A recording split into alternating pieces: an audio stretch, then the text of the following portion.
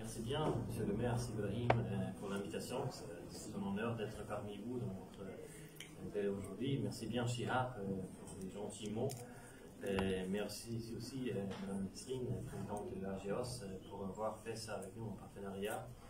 Je ne vais pas entrer les détails du projet parce que ça a été bien écrit déjà, les raisons pour lesquelles on a soutenu le projet. On vit dans le monde du 21e siècle, c'est le monde digital et c'est à nous à profiter de ça. Il y a des solutions, c'est des solutions qui existent pour la Tunisie, pour le renforcement du développement.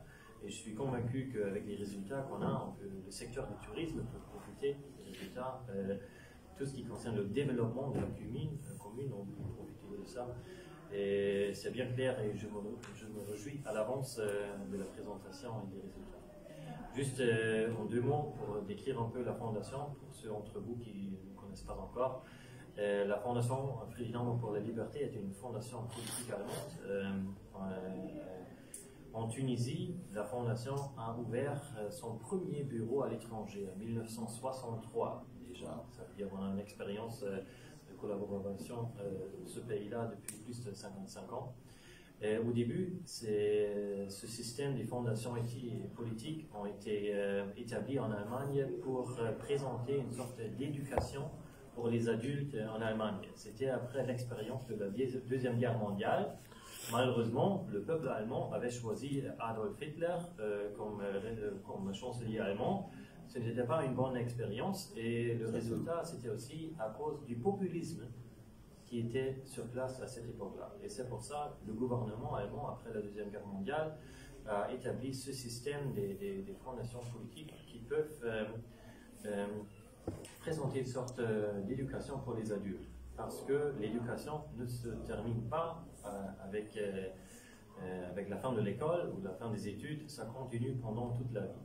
Et c'est ce qui est valide en Allemagne et aussi valide en Tunisie. Il faut combattre le populisme partout. Parce que le populisme, ça veut dire quoi? Il y a quelques gens qui présentent des solutions faciles.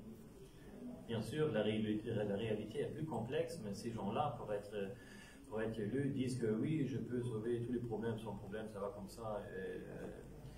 Donnez-moi votre vote et ça va passer bien.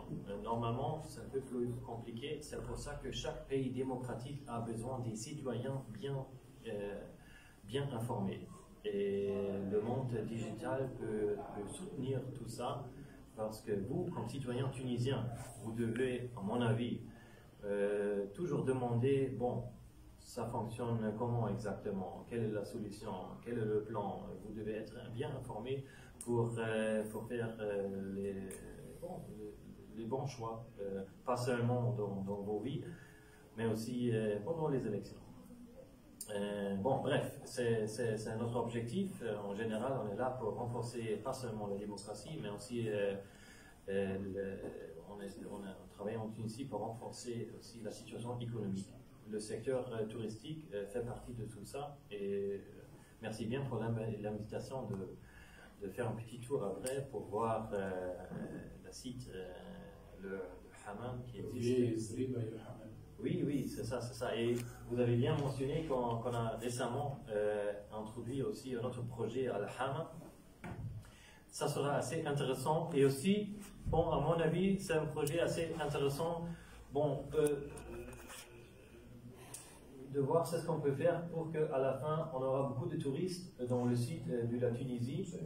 Et oui, je ne vous cache pas que c'est pas facile, mais c'est intéressant. Et j'espère qu'à travers les solutions digitales, on peut aussi arriver à des bons résultats.